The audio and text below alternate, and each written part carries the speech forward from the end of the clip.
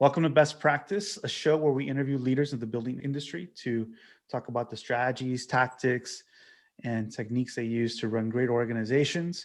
Today, I'm super excited to be joined by the one and only Flora Bao from Bjarke Ingels Group.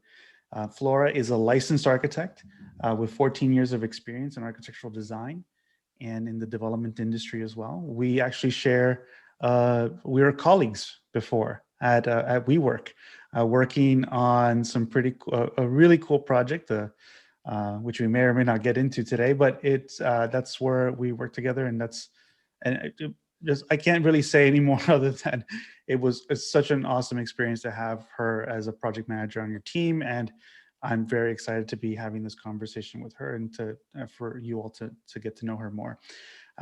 She's currently the project manager at BIG, as I mentioned, and through that experience, she's helping organize on new projects that the company's working on, and she has a thorough understanding of everything from contract negotiation, scheduling, budgeting, the works. So really excited to be joined by Flora, and my co-host here today is Chris Morgan as well from the Monograph team. So thank you, Flora, for joining us. Thank you very much for having me on your show. This is the first time I'm doing this, so yeah, very excited. Yeah, it's going to be fun. So I always like to start off just by understanding a little bit more. I know I kind of talked about a little bit of the high level, but would love the highlight reel maybe of your career so far.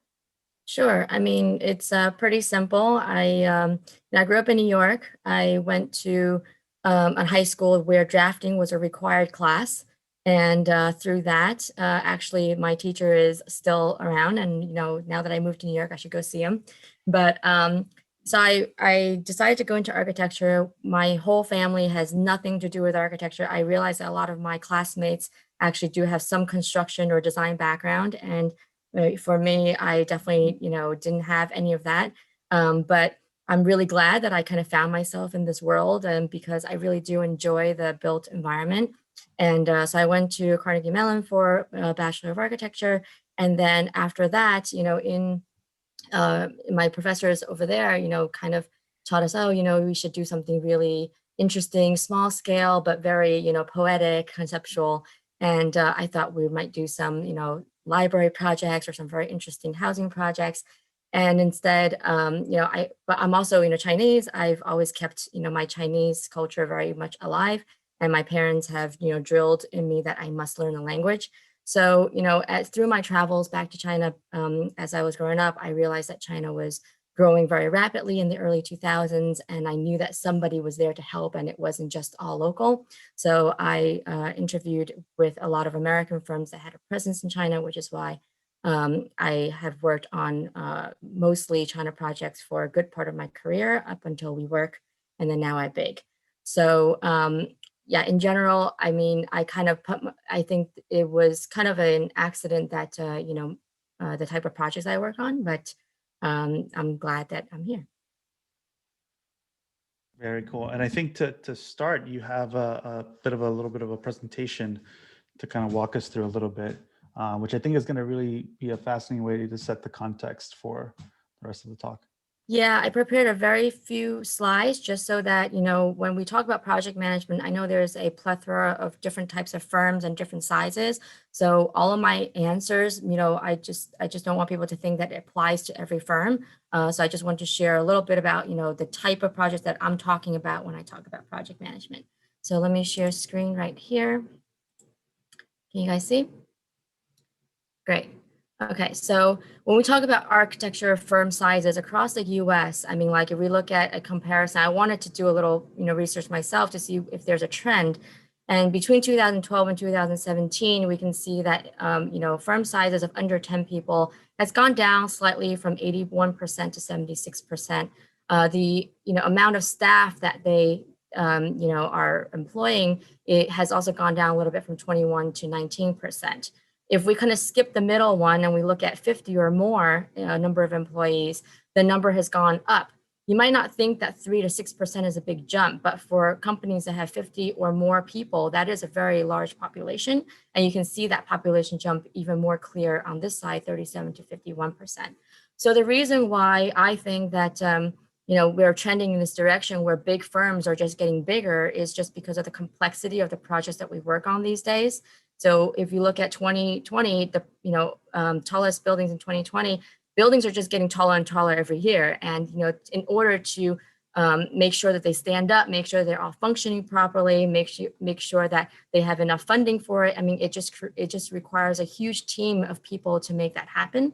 And it also, you can see from this 20 projects, I kind of categorize them to show like, how many of them are from the same firms. And maybe it's not a good thing, but it just shows that like there's really a handful of firms that are able to pull it together and to be able to create super complex projects. And of course, I mean, this is a very small handful. There's definitely, hundreds of firms that are a large size that can do this. So based in terms of my background and where I'm coming from, I joined KPF when I first came out of school. This is my first project in China, in Pudong, Shanghai. And, as a junior architect who hardly even knew CAD at the time, I worked on this 323,000 square meter project, which is around 3.5 million square feet. I started with schematic design, worked with my design team to draw every single panel on this building, and then later to help develop the retail as well. And also going through this CD phase and the CA phase in China. So that's kind of the start of my career as kind of working on large China projects. And then in terms of other scales, also for KPF, this is a Meishi Lake, which is a master plan project at the time, 2009. And, we drew pictures. We thought that this looked good. We thought that this lake was a nice shape. We thought that, okay, we can divide things up into different communities. It sounded like a fairy tale. It sounded like, a cultural center here. And then, this is what 2009 looked like on this piece of land, which is basically all farmland. And, if you look in Google today in 2021, voila, there it is built. So all of this doesn't just come by magic. This is just shows, the amount of man hours that is spent in order to make this reality. So this is just sheer size, right? Sheer size also means labor. It means people services in order to make it happen. And then another project I want to share, it's very dear to my heart, is Kafko. It is in Beijing that I worked on in SOM. And this one I was also able to participate from SD all the way through CA, but this one I participated purely as a project manager and not as a designer anymore. So the roles have shifted, but what I want to show on this one is it may not be a very large project. I mean, still in US it's considered a large project. It's about 80,000 square meters, but or 800,000 square feet. But I wanted to draw people's attention to the level of detail that architects, want to have control over. And, every single thing that you see here are both visually, determined, every single line, every joint has been thought about many times by our design teams and, conceptualized. And also technically, all the pieces of glass, how to perform, what is the shading coefficient, all the pieces of stone, how thick should they be so that they don't crack? And, all of these things are, every single item is a specialty. We have curtain wall contractors that put this together. Inside, we actually hold a Guinness World Record for the tallest water feature in the world.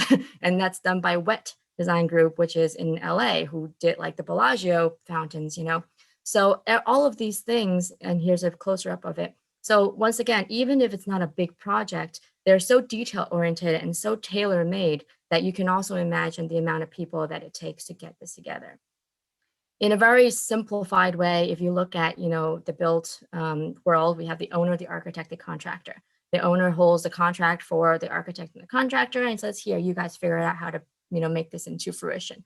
Of course, with these large scale projects, it's not that simple. And, under each one and maybe even outside, branching out even further are a huge teams that are, contractually, it could be super complicated. And this is just an example. This is not a definitive, it has to be this way. But let's just say that you have a project that has, like the first project in Pudong, where you have an office building, hotel building, retail. You will have an office leasing team and a retail leasing team and a hotel management who they're going to interview and say, hey, is this going to be a Hilton, or is it going to be, a Oberoi, who knows?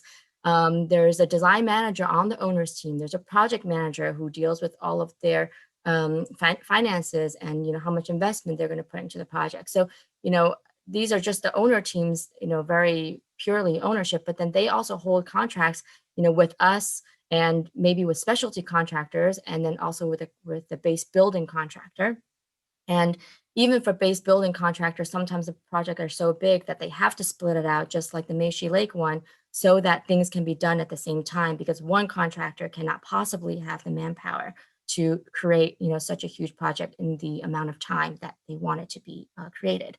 And then specialty contractors just depends on, the character of the project. If it's a tall building, you're going to need a building maintenance unit in order to put it together, in order to clean the windows. You're going to need specialty lighting designers if you have a theater. If it's super tall or a very long building, what type of elevators are you going to use? Of course, landscape, curtain wall, these are all considered, separate designers outside of just architects.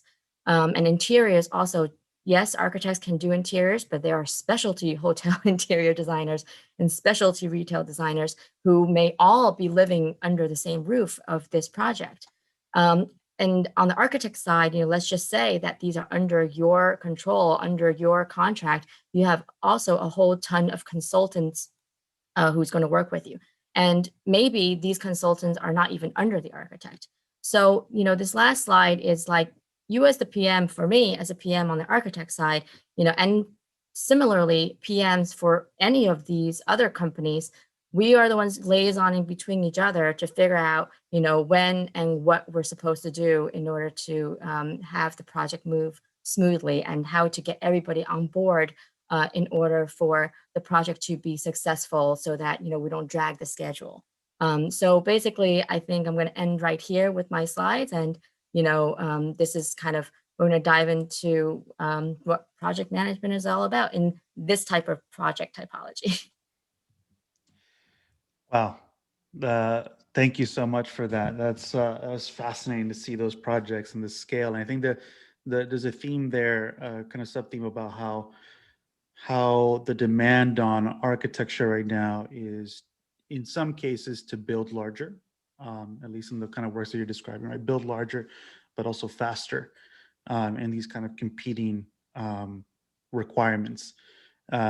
I think similarly at WeWork, it wasn't necessarily about building bigger, but definitely about building faster was a kind of Yes. key requirement to it. And because the exercise of scale, just like how many can you open on a certain year, was very real around the kind of 2019 period. Yes, around there. I could have done a slide for the WeWork, project management arrows, and that will be a different monster, Yeah. different creature, but similarly, same number of arrows. Yeah. So I'm curious, like from those experiences, what have you kind of developed your own framework or way of thinking about like project management? Like, what are some of the like the must-haves at the very beginning of a project, or like how do you set how do you ensure that it can be successful from what you've seen? Like I'd be curious to know, just like from your experience, like where are typically the biggest moments of errors or miscommunication, and how have you been thinking about that for like new projects that you take on? Well, I think that project management, as architects, in the world of architecture, I think that project managers almost 100% of the time come from being a designer and come from being an architect. So, we have the hard skills, to know what design should be. And, hopefully we have enough experience to know the components for everything. So I think that a project manager, number one, needs to be well-rounded. It's like well-rounded as a professional to know not just your own scope, but, all of the adjoining scopes, and to know like how to pull it all together. So that's just like hard skills of, how a project comes to fruition. But I think another super important part that is different from, why somebody goes from a designer to a project manager is kind of the soft skills. You need to know how to communicate with people. Communication basically is that, super important aspect of being a project manager. You might not have all the answers, but you need to be able to get the answers. You need to know where to find the answers. So I think that, and part of that is, how do you structure the team from the very beginning? How do you set expectations from the very beginning? These are all part of the communication. Flora, how do you think about the delegation of responsibility as a manager across all these, especially not only inside your team, but across external teams, where there's this dimension of wanting to delegate ownership in a sense. If you hold too much of the ownership, the scope of responsibility maybe diminishes across your working partners. So how do you think about this art of delegation and trying to hand off scope while also keeping portions of the scope yourself? Yeah, I think so. That's also that soft skill part, right? It's to understand when you've crossed the line and when you haven't done enough. And that's why you have to be more holistic in looking at the big picture. And I think that I'm going to answer this in two parts. One of it is that if you are in a large firm with huge projects, which, and where your teams are very large, where you have, just like that slide that I showed, where you have many, many different teams, then your role as a project manager is more of a pure PM role, which means that, you don't really put your hand too much into design. You let the designers do what they need to do. You're there to facilitate everybody. You're there not to give technical advice. You're there to bring people to the table when they're needed, and also know when not to bring people to the table when you don't want them to be there. And because these teams are so large, you can't possibly have a all hands on deck meeting. Like, what, you're going to have 300 people all talk at the same time? It's not possible. So you need to put people who are really, it's almost like a bubble diagram, like figure out who is next to who and then connect that, and then connect that bubble to the one next to that. So you kind of string everything together. And then once something is kind of has set in concrete a little bit more, then you can bring everybody to kind of give some final inputs. So as a project manager for a large firm, I feel like, you need to be not a designer, hands off, let them do their thing, but you need to have your eye on everything so that if you see that something is falling through or falling behind, you're going to have to be that bad cop to be like, hey, what's going on with this item? Or I see a discrepancy here. Did somebody not look at this? So your role as a project manager really is kind of like an usher and one of my colleagues had said, you're the conductor of an orchestra. You're not there playing the instruments, right? But then if you're in a smaller firm, that does get a little bit trickier. Or even if you're not in a small firm, you're in a mid-sized firm where those lines are not so clearly delineated, then that's really a person-to-person, team-to-team discrepancy. Even within the same company, you might work with different teams that does things differently. Maybe, your project lead has a close relationship with a client. So let that person be the liaison, make sure that you're copied, make sure information is still being disseminated and communicated, make sure, these people are CC'd, but you don't have to be the one like, hey, I'm the PM, I have to be in charge of every single, client interaction. You have to just kind of let things be a little bit more organic. And also design wise, I think that as a PM, many times mid-sized firms would have a blur between a PM versus a PA role, right? So then as a PM, you might have to do more design, take on more design decisions if there isn't somebody else there. If you don't have a team of 15 people, you have a team of 2, and the only other person is a junior designer or even a 5-8 year designer. You might need to bounce your ideas off of each other and just come to a decision together. What's your interface into all this work? Like what tools are you looking at all these different parties coming together? The current version of the architecture of decisions. What's the current state of all the decisions? Who's responsible for the decisions? How much of that is kept in your head? Where does that live? What does it look like? What kind of tools are you using to look at all that and work on it? I think 3 years ago, I'll be very simple. You just need the Microsoft suite. You just need, your Word documents to create your contracts. You need your projects to create your Gantt charts, right? You need your email, of course, and then your phone. That's it. But now, especially going through WeWork, and George knows, it's like so many platforms, so many apps, and people like what they like. And then for me working in China, that's like another world of apps, because China and US don't jive when it comes to platforms. They want to, they have enough population to make their own money. Why should they use Google or, anything else that we use? So there's almost like a second duplicate set of systems that I work in for China projects sometimes. And if the client insists on using that platform, you can't say no, right? If they call you on WeChat, what are you going to do?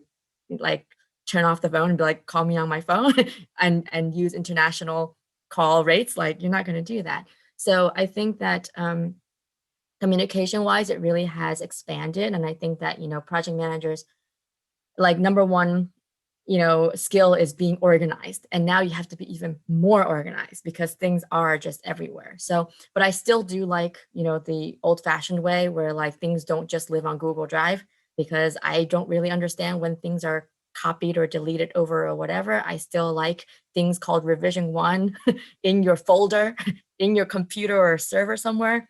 So there are certain things that actually the old school way is more simple and more straightforward that I still keep using. Does that answer your question? Yeah, how about other charts? Or I'm kind of trying to imagine, is it that you're looking at sets a lot? Are you looking at what the current version of the project is a lot? Or is it actually mostly communication that you're seeing? For me, because I'm more on a pure project management track, I think that visually, I think I personally don't really like Microsoft projects. It's visually very hard to read. WeWork had smart sheets, which I loved, even though it wasn't like visually so compelling, but it was very clear. And you could change colors. You can change. It kind of does things automated. Interface is much easier for us to manipulate. So I did like that. So we work with, and I also liked what was that program?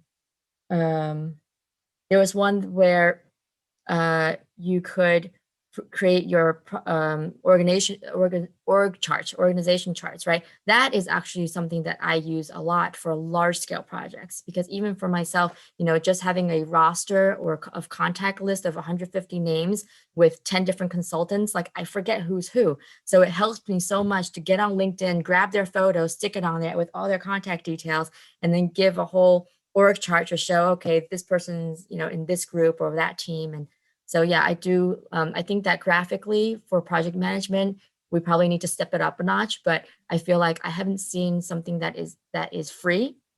Number one, right? Because all of these are separate apps. I've asked, hey, can I get smart sheets? It's like, well, can you just use projects? Like, yes, I can just use projects. And then I end up going to InDesign to create a schedule, like how tedious is that, right?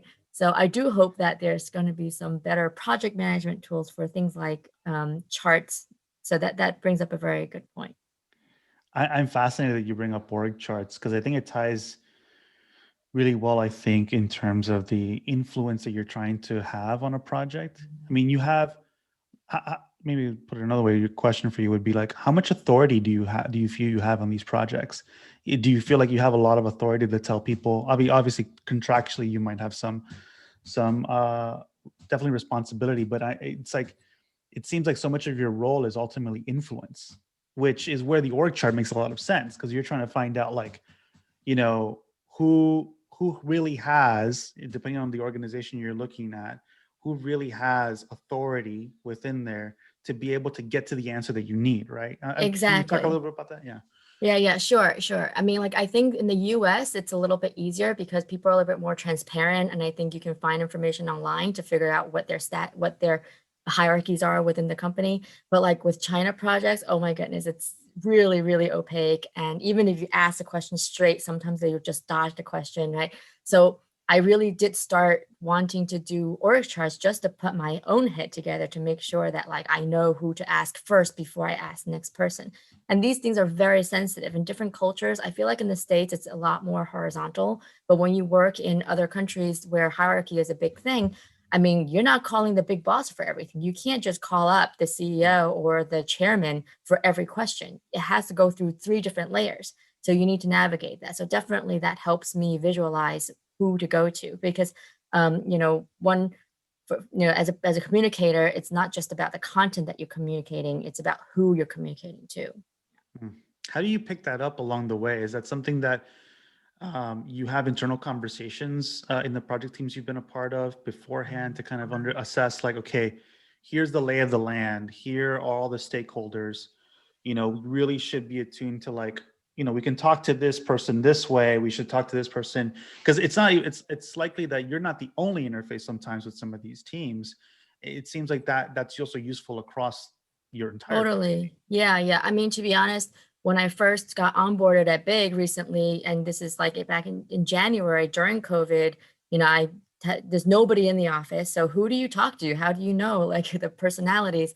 And, the managing director was kind enough to, chat with me like every day, just like, okay, here's the project you're working on. This person is going to be responsible for this and that. They prefer to work during these hours and they prefer this. I mean, that is so helpful to give some color to a personality, because you're the person who needs to get answers from that person or need to work with that person, right? So definitely it is something that you have to learn along the way. It is. And I think that architects in general probably shouldn't be moving around and skipping around different firms as much as tech companies. I mean, I just feel like, our jobs are so service-based. It's not a product. You don't just create a product and walk away. And even if you do create that product, which is that building, it takes 10 years for something to be complete. So, I mean, it does take time. You can't rush it. But yes, I feel like whenever I'm handed a new project, maybe people might think that, oh, why is she asking so many questions? Why is she so nosy about these details? Like, but it helps you to do your job better, right? So like, when there's always going to be a kickoff or onboarding meeting with the people who have been most involved with the longest history, know where the folders are, know where the files are. And, so definitely very important to onboard fully. But as you say, you can't rush it, right? Because sometimes you'll just know, like, once you encounter that person, don't be afraid to talk to that person. If you get slapped back, then like, okay, I guess I shouldn't talk to them next time. Just don't make any big mistakes. Because Flora, it sounds like a lot of your work is happening like in text, keeping track of, like, as an architect, the decisions show up in the drawings, and the current version of the drawing represents the synthesis of those decisions. But when you don't really have the drawing as your only interface to all these stakeholders, how do you keep some of these questions perhaps in play, or like waiting, when you can't even just, like, the moment you think about it, go ask them and find the answer? You have to be strategic about what question, how to formulate it, when to ask, and who to ask to. So how do you keep track of all these, like, kind of floating questions that you want to make sure that get answered, but you need to pose them strategically? That's a funny question. Now I'm thinking back in the SOM days where I hope these people don't mind me mentioning names, but there's this really someone I really respect, Alex, and he's a technical architect, and he's the one needing to figure things out, right? Like, once the designers are done with the drawings, like, okay, now does it coordinate with the MEP system? Is it clashing into our structural? And that really is a picture worth 1,000 words. Like, how are you going to write that, right? So I work with him very often, where he'll tell me what and every question is not a straight answer. It's always if this, then that, if A, then B, if B, then C. So definitely I work with them to structure and formulate that one question to a technical consultant, and then have a meeting about it even, or, have a ASK attached to it so that people know what you're talking about. And so for all of these things, sometimes we try, and I can't say that I've ever seen it been done super, like, tight, watertight way, but like, we try in the beginning of the project to set up a list, an Excel chart, right, of all the outstanding questions and the dates that we ask the question, when do we resolve it, and try to close it out. And actually, I think at WeWork, there's also that thing where the closeout docs, it's always a pain in the ass. And it's like, you're trying to tick off all of those checklist items. But, I feel like if you have all these predetermined questions, it doesn't really work. But anyway, at SOM, it does work to an extent, but I think it only works for one drawing set. I don't think it can work for the life of the project, because then your Excel sheet just becomes like scrolling long, right? So I feel like for these type of things, I think you target, there's always going to be a period of time in the project where you need to do more coordination than not. So just target that period. During SD, 50%, this is the chart. And then, let that chart go, maybe copy over the questions that's still outstanding after you've submitted 50%. Then you start a new chart. Okay, here are the goals or the questions that has now emerged during 50 to 100%. So I think if you were to put it into chunks, especially for large projects, keep a running track of it by having separate files so that it's still manageable, but you still keep the history of everything. And also for now it is easier to review drawings, though, I feel, for project manager. There's like the Bluebeam sessions, right? Like that's really easy. So there are definitely tools there now to help us, look more into drawings. But at the end of the day, you do need text to go with that. Otherwise, it's very, very often somebody will do a screenshot, draw some red lines with an arrow, and they think, oh yeah, I'm sure you know what I'm talking about. Like, no. And even if we do know what you're talking about, I need it in writing, yes or no, because if there's any litigation down the line, I need to be able to pull out that email. What are the moments as you've developed as a project manager where you've kind of tried to learn faster than you might have if you're just picking things up along the way? Like, yeah, just sort of curious about like how you've learned it yourself, like accelerated your learning path, tried to learn it faster on purpose, more thoughtfully, and sought out other sources of information beyond just like showing up to work and doing it, and whatever you learn. I don't think that I can say like on a daily basis, I'm saying to myself, okay, what can I do to learn faster?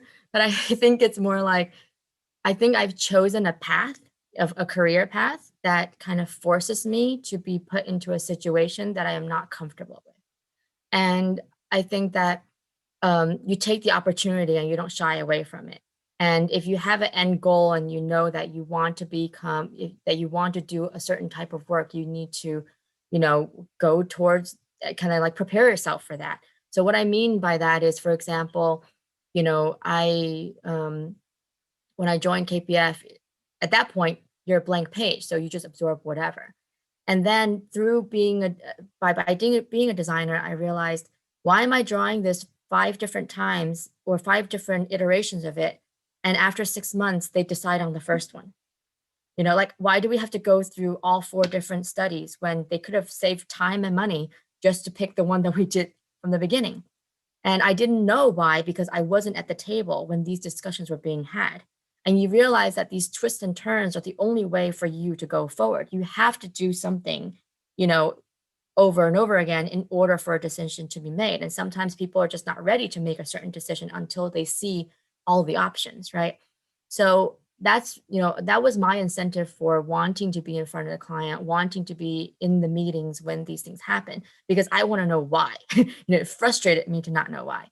And so when the chance arose for me to go to China and to be there on site, instead of being in New York working on a project in China, I was like, yeah, I'll move, I'll go there. So I actually worked in China for 4 years, so that's a large part of, who I am, I feel. And so that's one jump, to be, okay. And I'm not a very outspoken person growing up, but then I've kind of had to put myself in those awkward situations to train myself to not be nervous anymore and to make those decisions. So same thing with, I continued down, architecture path.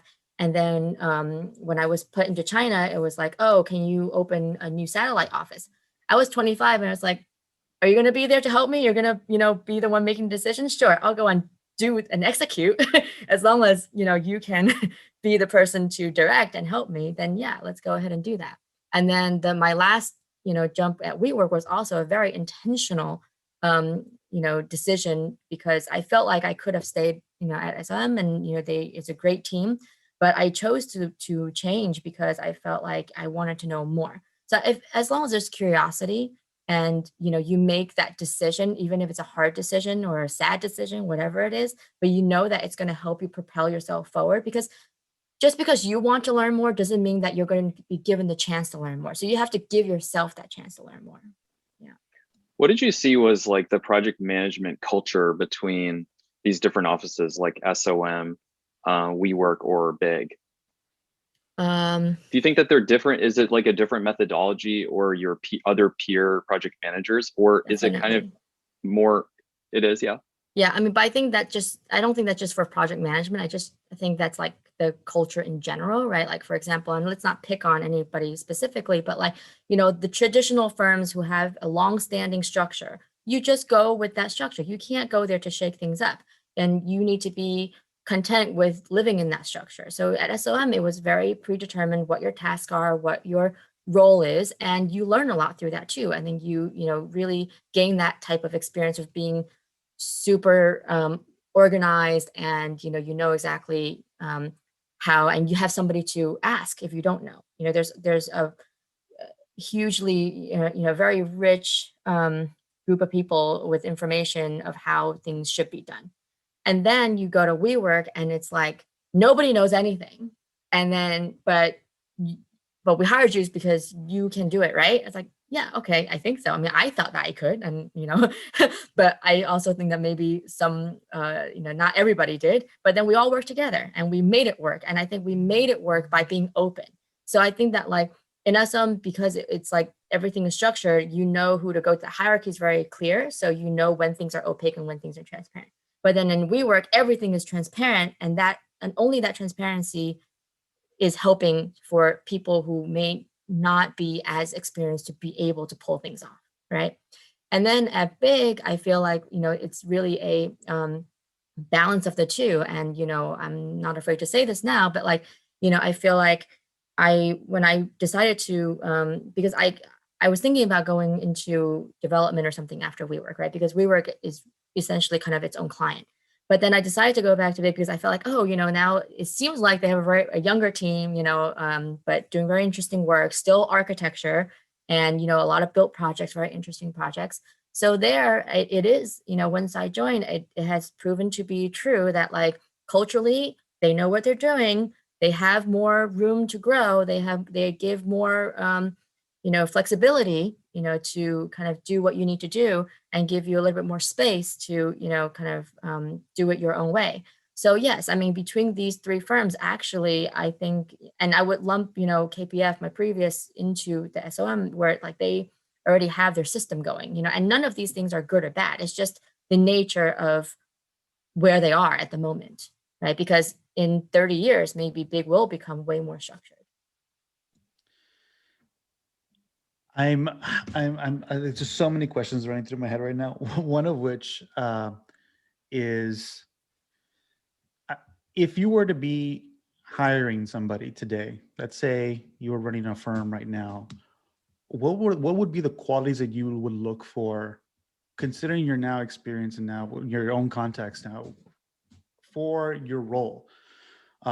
What makes for a really great project manager? And I think that might be useful for those listening as maybe a benchmark to consider. Is like, is it right for them too? Because preface here, I don't think that everyone can be an effective project manager based on their own personal interest either, right? I think there's something about that too. But yeah, I'd love to know more, like how would you think about that? Sure. I mean, I think, when we first started the conversation and we're talking about, what are the skills, and then I mentioned soft skills, right? So I think that at the end of the day, anybody can learn an app, anybody can learn how to, draw something and use something. That's a hard skill. So, for me, the hard part is the people skills and not necessarily the hard skills. So I think that, for somebody who I would ever, hire into a similar role, I would look for somebody who is compassionate, actually, because you need to be on everybody's side. You are not the decision maker. You are the person in the middle. So you need to be able to be level-headed enough to encounter all different personalities, somebody who, can relate to everybody else, but also somebody who maybe can be strong when needed. Like if you need to put your foot down, you're going to put your foot down.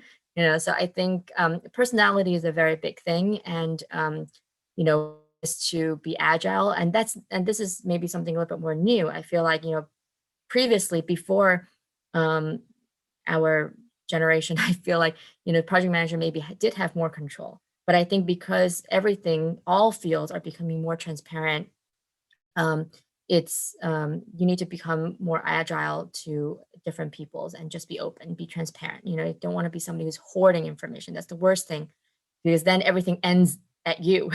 You're supposed to be the one sending everything out and not the person just holding that in. So I think. What are some other beginner mistakes or moments for, say, we have a question from the audience who is wondering about how to train team members to sort of graduate them and move them from a designer role during this like hybrid period where they're sort of PAs, project manager, project architect.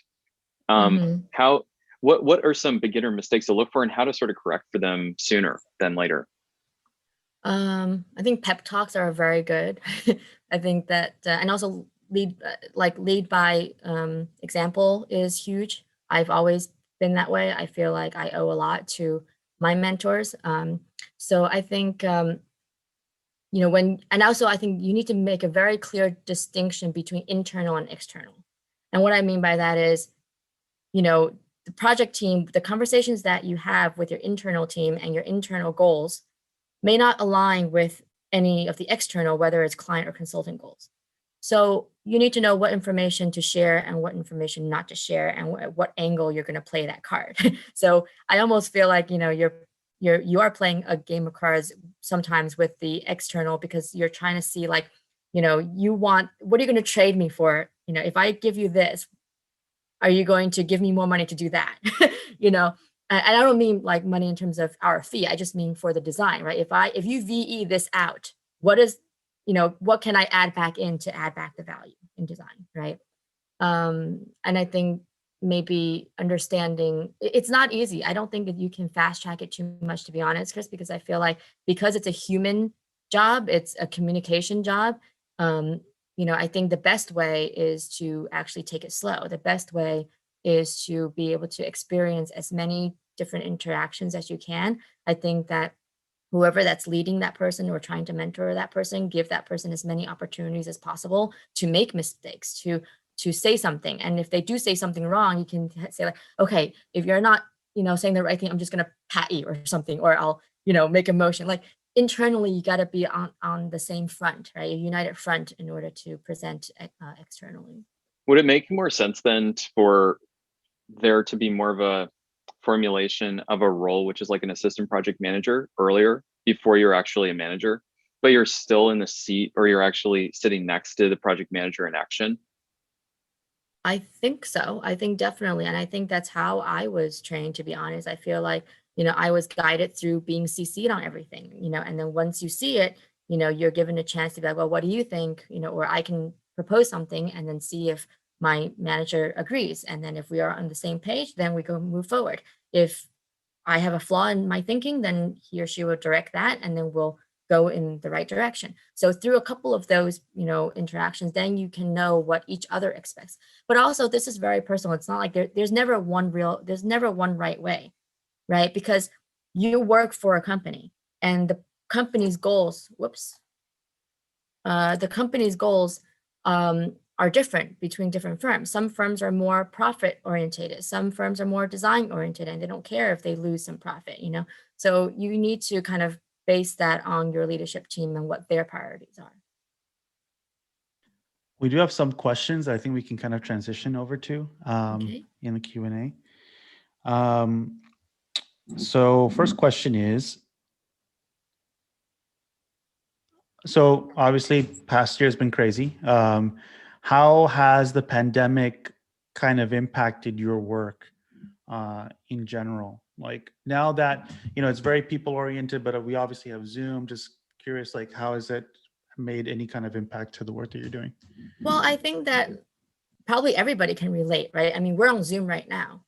And I think that initially people think, oh, virtual, you can't get personal, but I don't think that's true. I think that, the expectation of how formal a Zoom call is these days have now changed. So you could have frank conversations just on Zoom. And I think that, but the personal part, yes, I think that for China projects or projects in other countries, sometimes you still, with the clients especially, you do need to establish that relationship. And I don't mean like, oh, just go out and have dinners together. I mean, like, you need to have a working relationship, shoulder to shoulder, draw, coordinate, and, show that you are very intense about your work.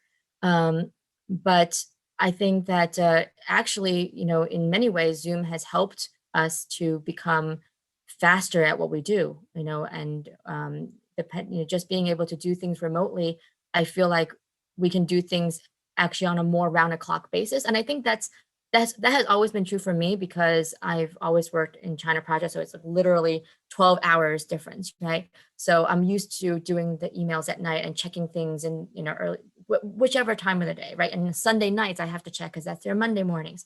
So, but I think that even for people in the States, some people are like, oh, it's kind of infringing upon my personal time. Yeah, but you need to manage that, right? Like if you think that's not a good time for you, then don't look at it or don't respond.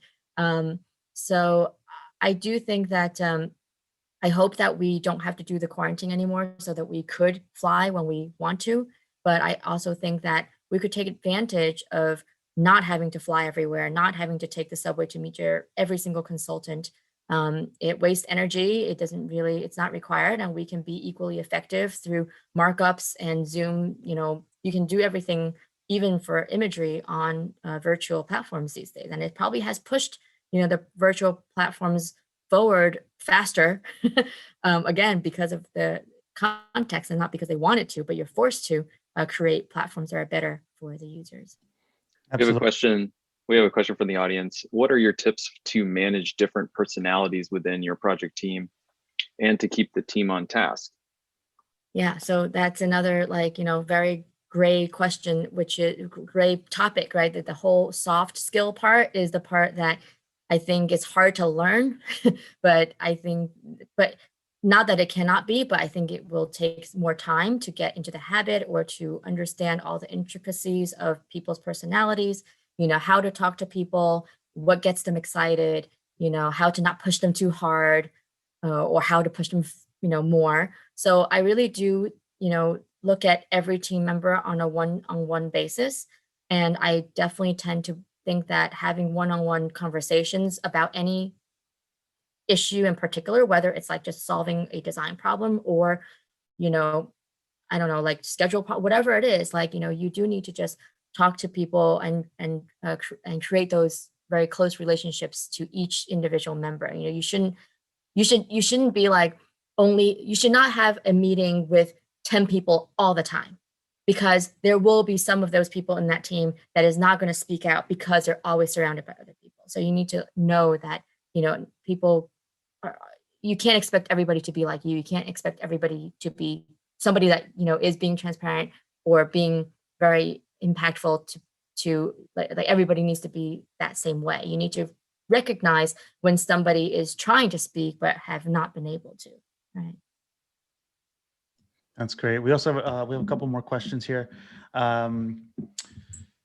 So for offices that train people to serve multiple roles at once, so they're designer, project architect, project manager, do you think that's a beneficial approach, or should people really be more focused on individual roles I guess the way it's framed here, with necessary insight into other roles? So yeah, it's kind of basically almost like do you think, and this might be applicable more in smaller firms, the kind of more generalist approach versus more specific, and how might you structure that? Let's say if you're even starting a firm or had like a small firm yourself. I would say that generalist is still better. I think architects is a generalist, right? Like, we are the ones carrying all of the other consulting contracts because we are not specialists in those subjects, right? And we're not structural engineers, and yet we have to learn structures in school, and we have to know that a certain geometry is just not going to work. We are not MEP engineers, but if you think that a 9-foot ceiling is just a 9-foot floor to floor, then you really don't know what you're doing, right? So I think that I would, if it's a small firm, I think that a generalist approach is probably better, because then you can spread your own responsibilities. If you're the owner, you can spread your own responsibilities a little bit more to the people who have stayed with you more, and you can reward. And I think that they will find it more rewarding to work on, more projects and more roles.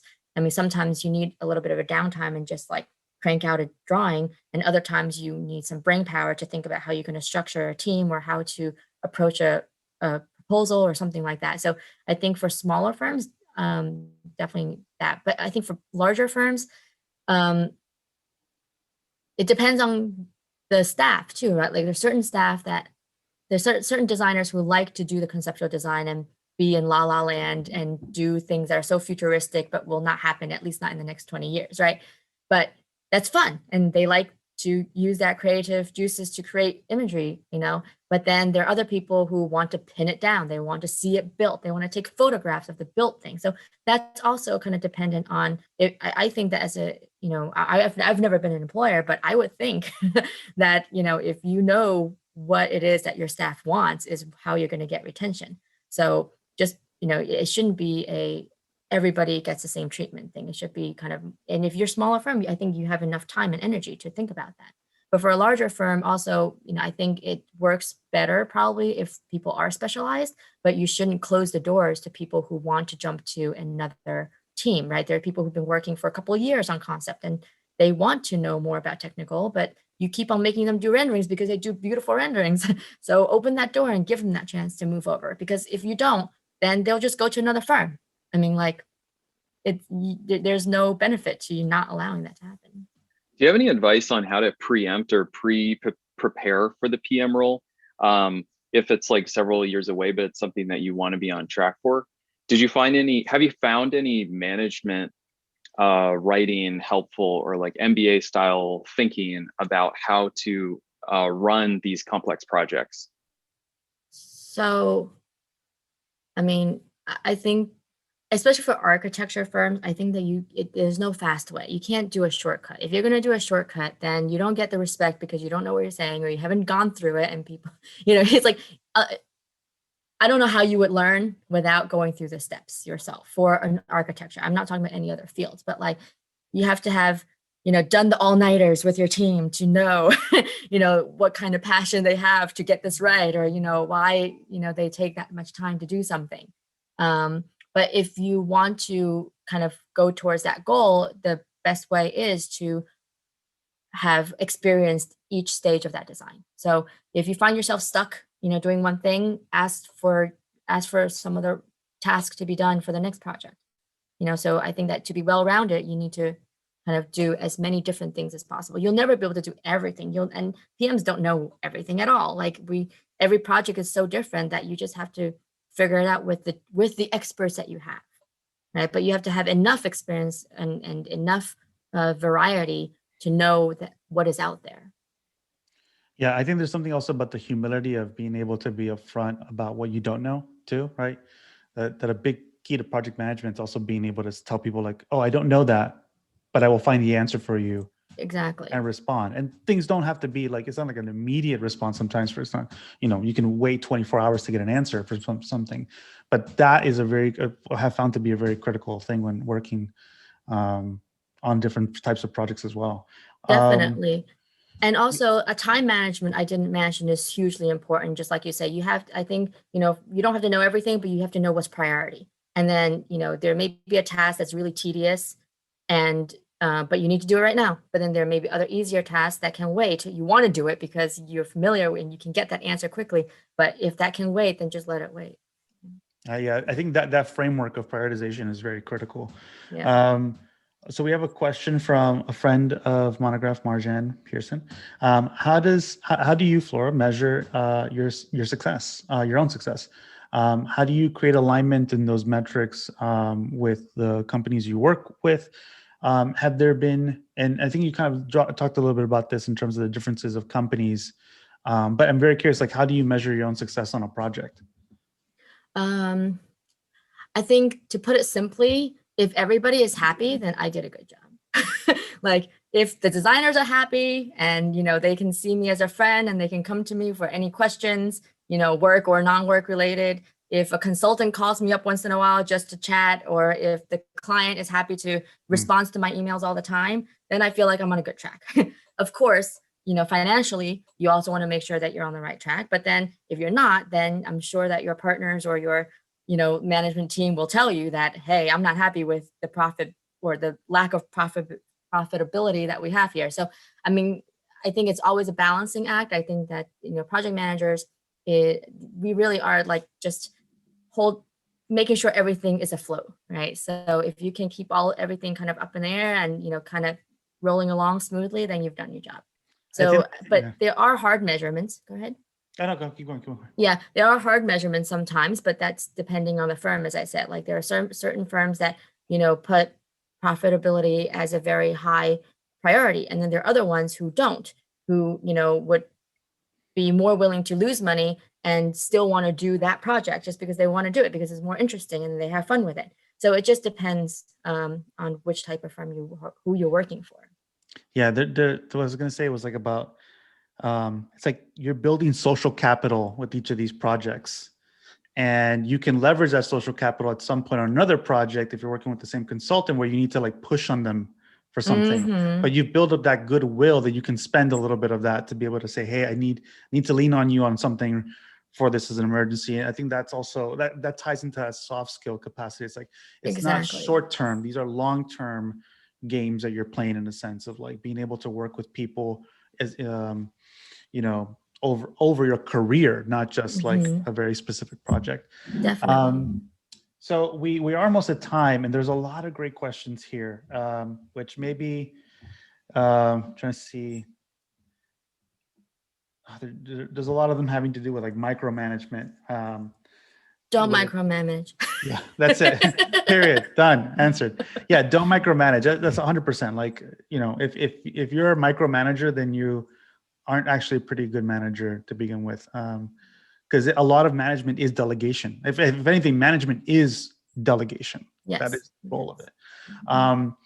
Okay, so one quick question we'll kind of end it up with, and we'll kind of start to wrap things up, is one that we like to ask here at the end of every interview, is what's the nicest thing anyone's ever done for you? And this can be professional or it can be personal. We've seen all sorts of answers. That's right. That's the question that I forgot. The nicest thing that someone has ever done for me. I think that, and there's a personal thing, but at the same time, most of the people who attended are colleagues or ex-colleagues, where, my husband and I got married in India right before COVID. And, we only wanted to do one big wedding. We didn't want to spend it 2 times. And, I thought it'll be more fun to be in India. And we sent out invitations to a lot of our friends. And, I was pretty surprised that a lot of them came, and it's not a, small expense. So, it's not a one thing or one person that has done, but I think that we've been very humbled that, so many people thought that it was important enough to travel that far for an event. And of course, we also made a trip out of it, and hopefully, it seemed like they enjoyed. But I think that's a very, personal thing. But I think professionally speaking,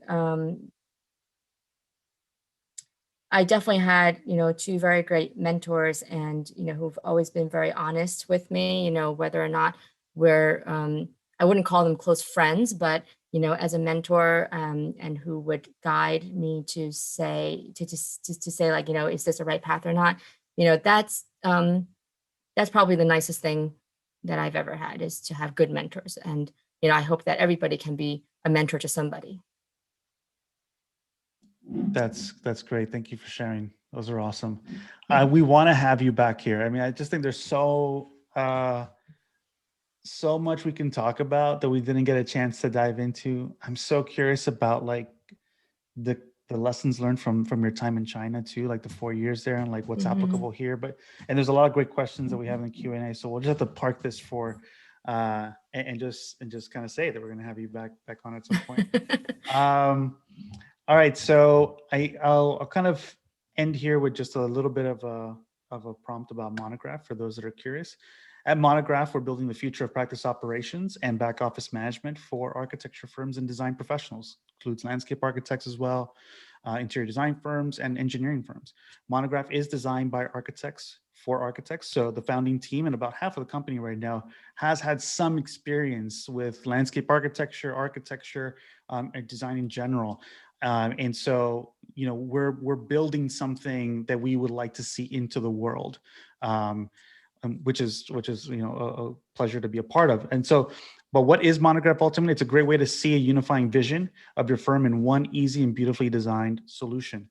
It helps you understand where you are in any given project. Some of the things that we talked about today are covered through Monograph.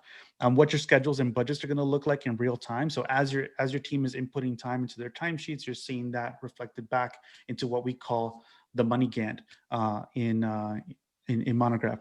So you can start your free trial today. It's a 10-day free trial, no credit card required, at monograph.com, which we just launched today. We were monograph.io, so really excited that we have a .com now. Great story for another day on how we got that. Pretty crazy.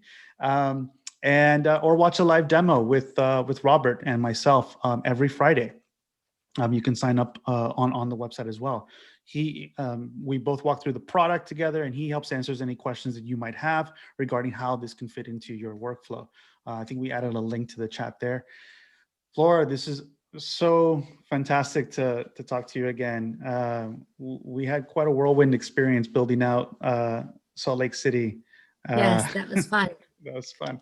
Yes. And everything that you talked about today, I really felt that when you talked about like the sort of the empathy, the kind of your ability to communicate across teams, and with very little information at times, when we were dealing with very ambiguous project timelines and deliverables, but you were such a steady and open throughout the whole process. You were just like, I think you described it a little bit earlier, but I almost get the sense that what makes a really great project manager at the end of the day is the ability to just to like the yes and, right? Like it was always like okay, yes, let's go do this, right? No matter the level of ambiguity. And that's why I was so excited to have you on here today. And Chris, always a pleasure to have you. Everyone that joined us, thank you so much. And we'll see you soon. Thank you. Cheers.